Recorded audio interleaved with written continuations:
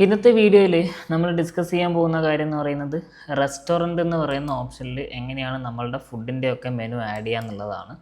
അപ്പോൾ നിങ്ങൾക്കിതിൽ റെസ്റ്റോറൻറ്റ് എന്ന് പറയുന്ന ഓപ്ഷനിലേക്ക് വരുമ്പോൾ ഇവിടെ കാണാൻ പറ്റും. പിന്നെ നമുക്ക് ഓൾ ഐറ്റംസ് എന്ന് പറയുന്ന ഒരു ഓപ്ഷൻ ഉണ്ട്. അതേപോലെ starters, main course, beverages, deserts and snacks. ഈ ഓപ്ഷൻസിലേക്ക് നമുക്ക് നമ്മുടെ പ്രോപ്പർട്ടിയിലുള്ള റെസ്റ്റോറൻറ്റിൽ ഏതൊക്കെ ഐറ്റംസ് ആണോ ഉള്ളത് അത് ഓരോന്നോരോന്നായിട്ട് ആഡ് ചെയ്യാൻ പറ്റും.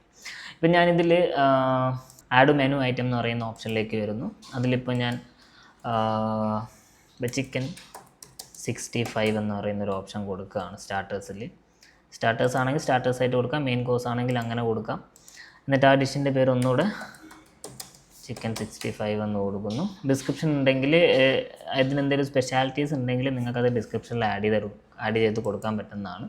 അതിൻ്റെ പ്രൈസ് എത്രയാണോ അത് കൊടുക്കുക. GST ഓട്ടോമാറ്റിക്കായിട്ട് വന്നോളും. HSN കോഡ് എന്ന് പറയുന്നത് ആ ഒരു ഐറ്റത്തിൻ്റെ കോഡാണ്, അത് ഓട്ടോമാറ്റിക്കായിട്ട് ഇതിൽ വരുന്നതാണ്. പിന്നെ അതിൻ്റെ സ്പൈസ് ലെവൽ എത്രത്തോളം ആണെന്നുള്ളതും നിങ്ങൾക്ക് ഇതിൽ കൊടുക്കാം. ടാക്സ് എന്തെങ്കിലും ഉണ്ടെങ്കിൽ അത് കൊടുക്കുക. ചിലപ്പോൾ നിങ്ങളുടെ റെസ്റ്റോറൻറ്റിൽ ഏറ്റവും കൂടുതലായിട്ട് സെല്ലാകുന്ന ഒരു ഐറ്റം ആയിരിക്കും, ഫുഡ് ഐറ്റം ആയിരിക്കും അത്. അപ്പോൾ അത് ആ രീതിയിൽ നിങ്ങൾ സെലക്ട് ചെയ്ത് കൊടുക്കാവുന്നതാണ്. ഇനി അതിൻ്റെ എന്തെങ്കിലും ഫോട്ടോസോ കാര്യങ്ങളോ ഉണ്ടെങ്കിൽ അത് നിങ്ങൾ അപ്ലോഡ് ചെയ്ത് കൊടുക്കുക. എന്നിട്ട് ക്രിയേറ്റ് ഐറ്റം കൊടുത്തു കഴിഞ്ഞാൽ ആ ഒരു ഐറ്റം ഇവിടെ ആഡ് ചെയ്തിട്ടുണ്ടാവും. ഇവിടെ നിങ്ങളിത് ആഡ് ചെയ്ത് കഴിഞ്ഞാൽ നിങ്ങളിപ്പോൾ ഗസ്റ്റിന് ഇൻവോയ്സ് കൊടുക്കുകയാണെങ്കിൽ നമുക്ക് ഓൾറെഡി പറഞ്ഞിട്ടുണ്ട് എങ്ങനെയാണ് ഇൻവോയ്സ് ക്രിയേറ്റ് ചെയ്യേണ്ടതെന്നുള്ളത്.